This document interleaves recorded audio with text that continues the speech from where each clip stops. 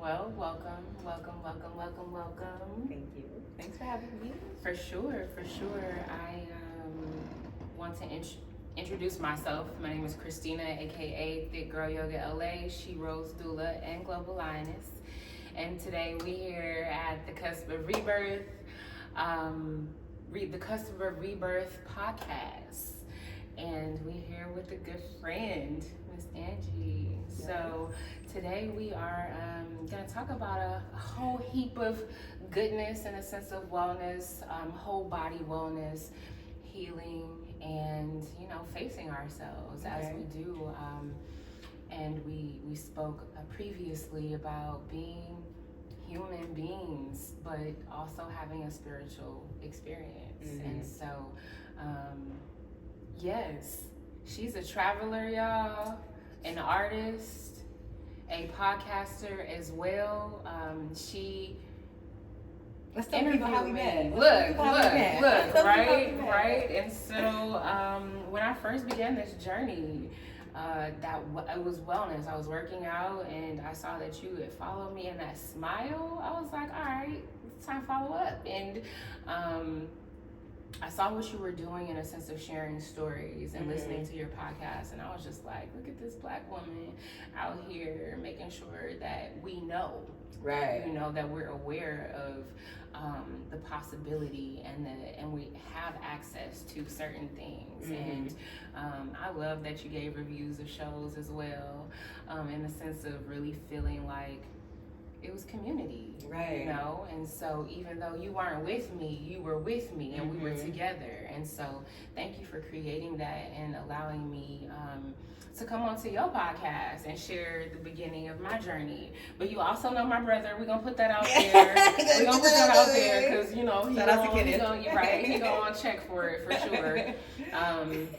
But yeah, it was through him that we connected, and then it was organic from there. And so I've seen you travel from the East Coast back to the West Side. Welcome back. Thank you. And it's one of those things, right, that it never leaves, right? No. And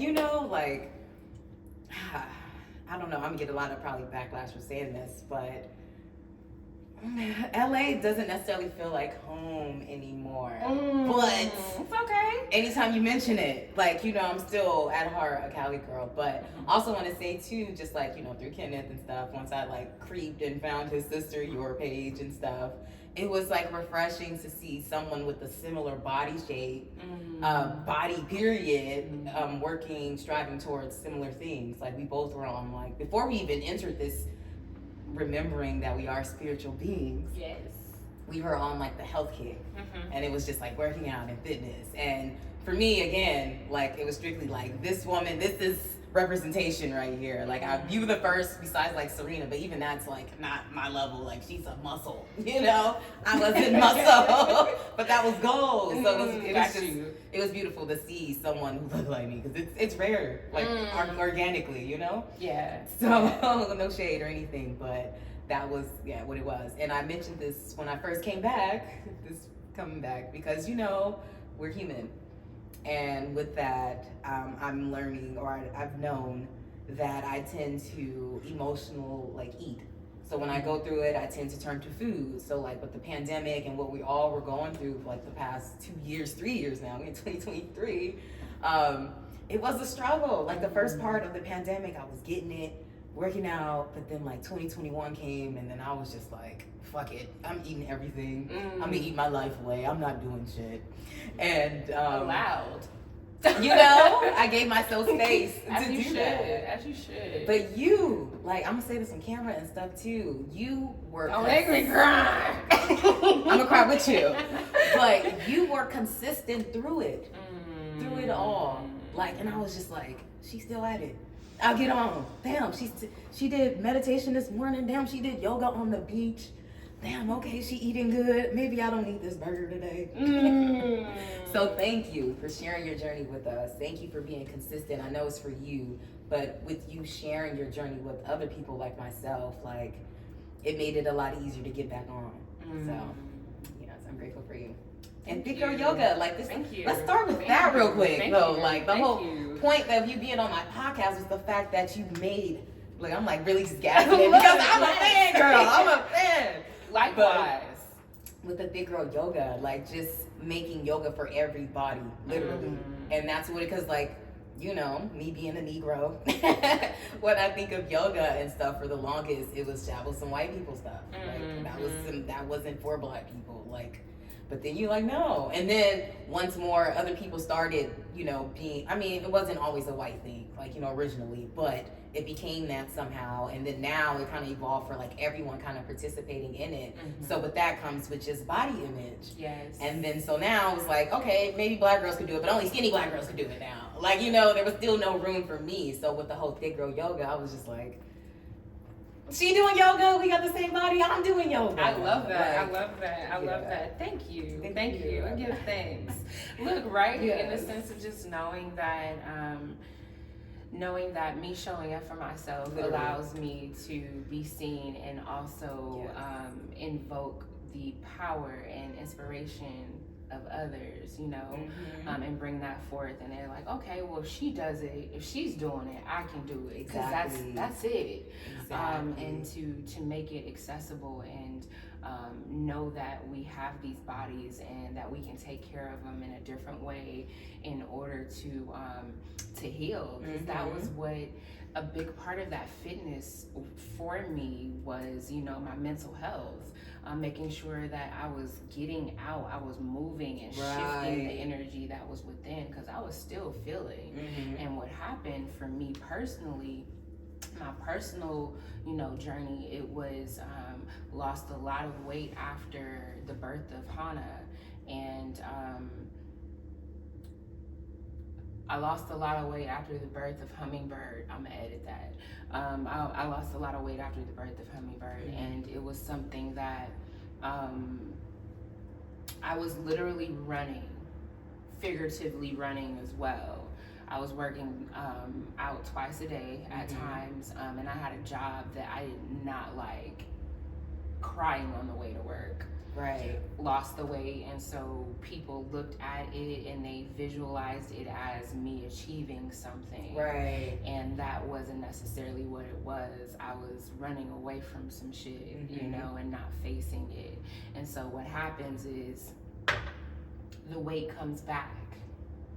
It comes back because of I never really healed. I just busied myself.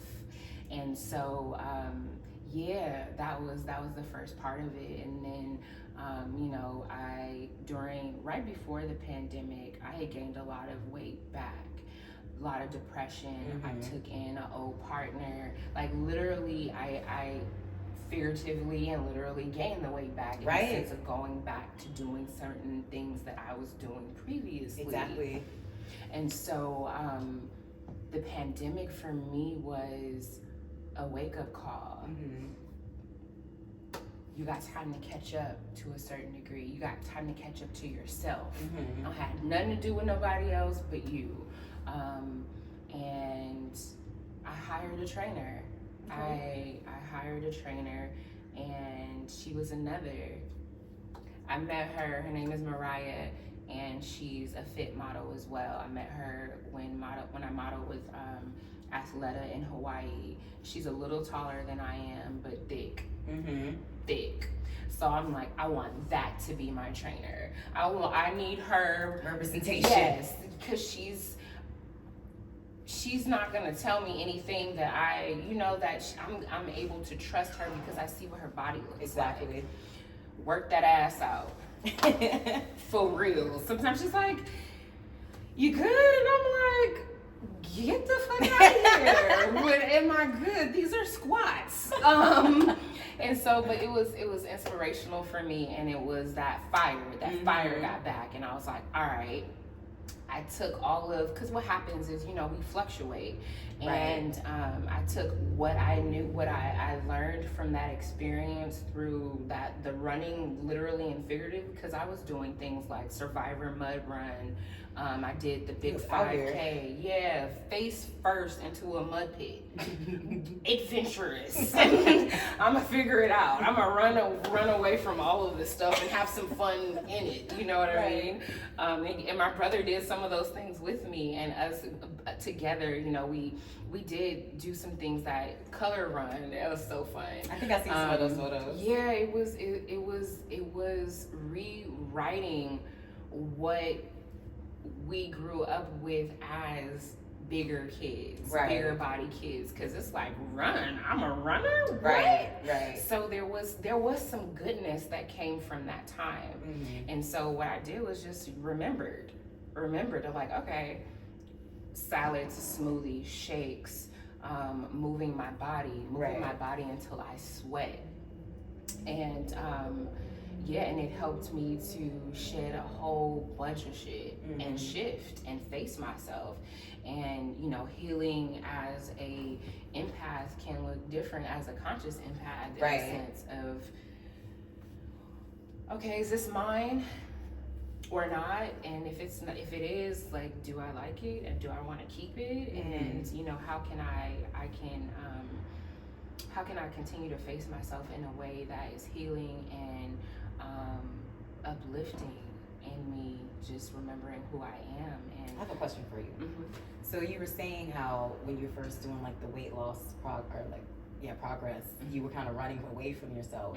And then now coming, like, with 2020, because I'm assuming that was, like, at the start of, like, kind of the weight loss journey and stuff. That was about 2013. Okay, so now fast forward to 2020, where you're more spiritually inclined and stuff. Like, how would you say those experiences differ between, because the goal is also, like, still taking care of yourself, and the result of that is losing weight, whether that is the ultimate goal or not. But, like, with that spiritual connection from before, which is, like, aimlessly working out and doing whatever just to physically live a certain way, rather than just do anything rather than just doing these things for your spirit.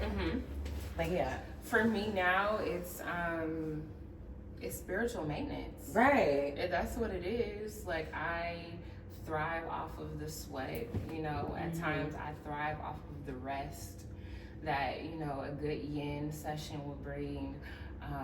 It's more or less like a confidence builder as well, in a sense of, I'm strong. I'm not only, like, mentally and physically, like, mentally and spiritually strong, I'm physically strong too. And I'm falling in love with my body in a different way, right? So that's been a thing since since birth, since the birth of Hummingbird, is falling in love with my body as it changes. All stages. And so that's been it. And especially with, like, wearing waist beads around my waist and connecting with my womb, I rub on my stomach a lot, and I feel like that's healing to me, because I know the energy that my hands have. And so it's all very intentional in a way of making sure that I'm releasing the things and I'm not holding on to them, and even releasing other people's shit as a conscious empath. And so as a conscious empath that is traveling and making moves in the world, my question for you is, how is it that you protect yourself? That's a great question. Like, physically or, like, energetically? All of it. All of it. Well, I keep that thing on me physically. I ain't mad. Look, you were funny. She said that thing. Y'all know what I'm talking about. But, I can honestly say I'm still learning to protect myself spiritually or, like, energetically. Like, just with my upbringing and stuff. Like, as we go on the spiritual journey, we're unlearning a lot of the things that we kind of assume to be true as a child and things like that. Or just the things that we're actually taught. Like, we're unlearning a lot of things. So I feel like with my journey, it's a lot of that. A lot of me unlearning things. A lot of me realizing that me tolerating and like not having boundaries is not me being a good person. It's just me harming myself, like, you know, and it's just not a good thing. But now that I do have a little bit more like experience, because you know I'm a spiritual motherfucker and I've been this way for a while. Spiritual meaning that I remember who I am. And yeah, so now it's a more fun experience on this spiritual journey, like as I meet and interact with people, because now that I have an understanding and remember who I am and like all these tools to implement, because everybody is on a different part of their journey as well. So it's like, you know, you might meet someone who's a great person, but they don't know how to respect boundaries. But, you know, but me being where I am, I don't know life without boundaries now. Like, it's just, I can't go back to that. Like, so I would say boundaries is the way I can protect myself. I do protect myself. And honestly, something you mentioned, I don't know if it was now or like before we started recording this, but it's just trusting myself. Like you were mentioning again previously about feeling it in the gut and just truly like understand, like truly respecting that feeling. And there's been so many times where I'll have these feelings where like it won't even be in the gut. I feel it in my entire body. Like I go numb and I feel it, but I'm just like, I need proof.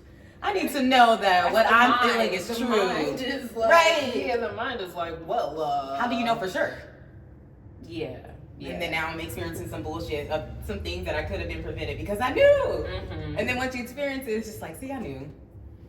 So, yeah, I'm avoiding those situations, just trusting myself from jump. Like, you know, I don't seek proof that what I'm feeling is the truth. It could sound crazy, I could sound delirious, I could sound however, I'll be that.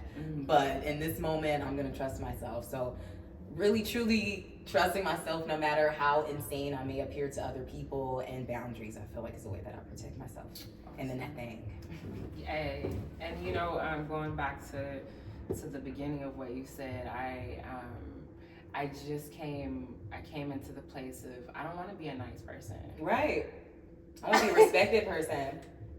I want to be the best person for myself. Yeah, like me being nice is not serving anyone. I don't like it. Yeah, it's one of those things where 80s baby, Disney, super fantasy, and it's like we think that we're supposed to fit this submissive, smiling, happy all especially the time energy. And granted, I'm jolly than a motherfucker at times, you know, for sure, in all of that energy. Yet there's times where it's not that. Right. And I want to respect that as well. And I don't need to call myself a nice person in order to feel like I'm still kind. Right. I still have joy and give joy as well. You gotta do something? No, like, I want to move from here. Okay. But not to mention though, like, when you do those things, you could still be considered a nice person because you're being nice to yourself first and foremost. Like, I feel like we get so caught up in just like serving other people, we forget about ourselves. Like, you know, and that's been kind of part of my journey and how I became to be this person I am today. And that's like me learning to treat myself as my best friend. So like how we treat our best friends, we ride for our friends. Like, you can't talk to my friend like that. Right. If your friend says something crazy, you're gonna talk to them like, don't say that about yourself. But then call me when you get home, all of that goodness. Dump him. Look, right? Dump him. But then here we go, not dumping him. Calling him. Yeah. So yeah, so it's just that's been a process of me like, wait a minute. No, your feelings are valid. Like I just have these ongoing conversations with myself all the time, and yeah, it's comforting for me, but it's also just like a great thing to know and learn and just be active on. Yeah. I love it. What's your sign? Oh yeah. But yeah. What's the signs? Aquarius Sun, Sag Moon, Cancer Rising. And you know, you're Pisces, so I'm gonna say Pisces Venus. Hey, yeah, I gotta sprinkle that in. Look, right? Because I can relate. Okay. That water. Do you feel like? I feel like crying right now. You're so silly.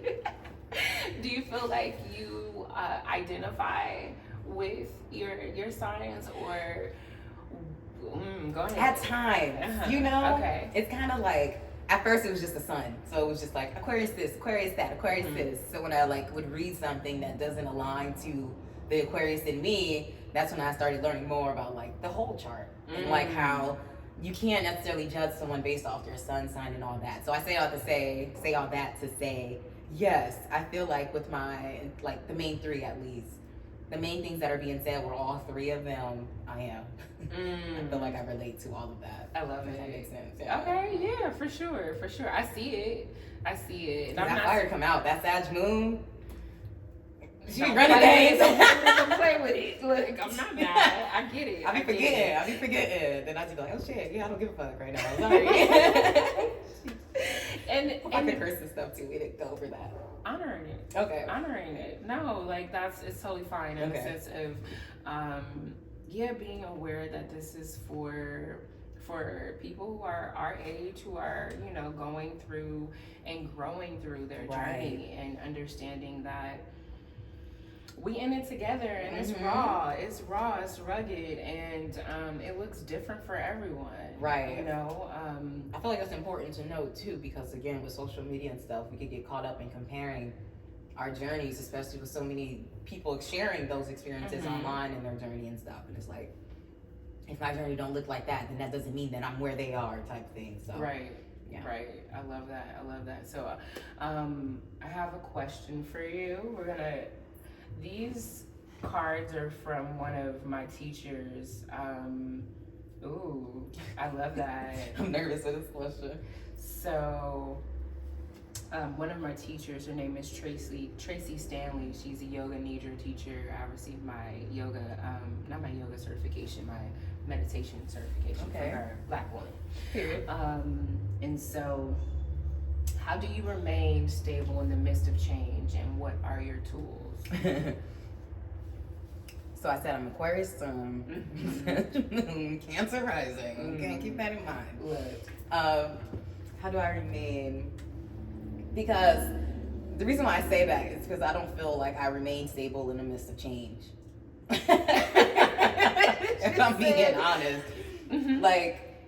Yeah, I feel like I try to be mindful to be stable and grounded and trust that change is inevitable, change is good. Like, you know, trusting that everything is happening for a reason, rejection is protection, all that stuff. But also with me being a sun, my sun sign being an Aquarius, that means I'm fixed. Is Pisces fixed? Mutable. And what about Sag? You're fixed? Mutable? Beautiful. Okay, let me, Cancer. Well, Aquarius, that one fixed sign be holding it down because I love it. I like change, but I don't like changing. Like, you know, like I just want to wake up and just be this new person. Like, I don't want to go through the whole journey of like changing and like implementing all these new things. And that's what life is. Like, hey, I don't do this anymore. This is the new person I am. And then I'll meet someone or experience a situation that's going to allow me to be this new person that I say I am. But then instead I tend to go back into the old ways of doing things because out of habit, and then also just like not practicing mindfulness in moments. So I guess I'll say the best way for me to try to remain stable in the midst of change is to do what we did when we started this, and that's take a deep breath and to get that present. Like, I think that would be the best way. That would be my tool. Because at the end of the day, like, I cry through change until like I'm changed, and then I'm just like, okay. But I love that. I'm a baby. And crying is a form of release, you know, and as that water falls, what does that water do to the soil? It's like replenishing it so it can grow again. Yeah, there we go. And that's how it flows and flows and flows. So are you gonna answer this? Since you and so for me, that honestly it's the same thing. That's why I was so like gassed on your answer, is because I tell people yoga saved my life, right? In a sense of learning how to breathe again. And I wasn't breathing. I was crying and everything, you know, and I would laugh and say my heart was on my sleeve type thing, and you could, and I, you know, you didn't barely even touch me, you just, and you know, I call it ugly cry, where, you know, you snot and Yeah. all, and This truly hurts. commercials, like, and certain things that it was just like, wait, boo. Right. Like, reserve that for really releasing intentionally when you can.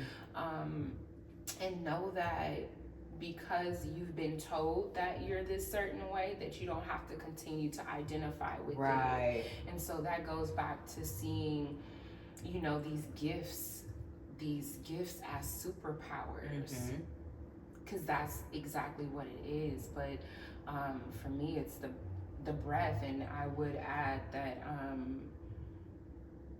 writing for me is always going to bring me back. It's always going to allow me to release in a way that's unedited, you know. And that was my first tool, was journaling and then poetry. And so being able to release in that way and use that as a tool, not only to again release, but to bring on and remember my power as well. Because what would happen is I would write and I would say my poetry, and the vibrations alone from me saying the words aloud were healing for me. And so I say writing it down. And there was another thing too, someone just recently brought to my attention, a burn journal. Like, I didn't have a burn journal, but I would write stuff down, and I would write it down in a way of releasing it and then burn it. And so that was like one of my tools as well. And so this burn journal that I'm hearing of. So a burn journal, does that mean like you burn the journal afterwards? You can burn the whole journal if you want, or you can rip the page out and burn it, in a sense of understanding that you've just released some things that you no longer have to carry. It's out there. And then sometimes I would go to the ocean. The ocean is my Pisces, all the time, screaming if I need to release from my womb, or just sitting there and allowing the waves and the air to feed me in a way. And so those are my tools. And when things get, you know, chaotic, you know, breath, journaling. And I agree with the journaling. That's one of my tools too. That's dope. And then just being out in nature, like the ocean is it, but if I can't get to the ocean, I'm gonna put my feet in the grass. And those are my tools too, actually. I'm gonna touch a tree and be like, here you go, because you can take this. Or even like, what I'm noticing too is that, like, I'm connecting with other living things in like new ways. And like right now it's like animals. And like plants a little bit. Like, you know, they've been talking to me a little bit. Like, I was talking to a tree not too long ago. But animals, like, it's everywhere I go. Like, it's a dog, or like a squirrel came up to me one day and was just like all up in my face. And I love it. What are you doing here? So it's just like, I feel like that could be considered like, you know, going to the beach, putting your feet. It's like still a new way to get grounded with something that's like pure and like untainted, like most humans. No offense. No, we go through shit. Like I said, we grow through shit, and sometimes, you know, we take it with us. One of my teachers, I have a medicine bag, a bag of protection, and we put a feather in it. And she said, as we put the feather in the bag, is to remember that our heart is to be as light as this feather. I was like, what? My heart is heavy. Yeah. That just let me know. I was like, oh, okay, so we still doing work. We still out here working, and that's okay. But to know that you can is powerful in itself, which is like, hey, yo, I can release some things and give myself some ease, give myself some love. And so all the love to you. Thank you. As I give you your flower. Thank you. For sure. Thank you for joining me. Before we wrap it up, can I say one more thing? For sure. Because it's on the line of ease. It won't be too long. Oh, but no, it's all good. I just feel compelled to say this.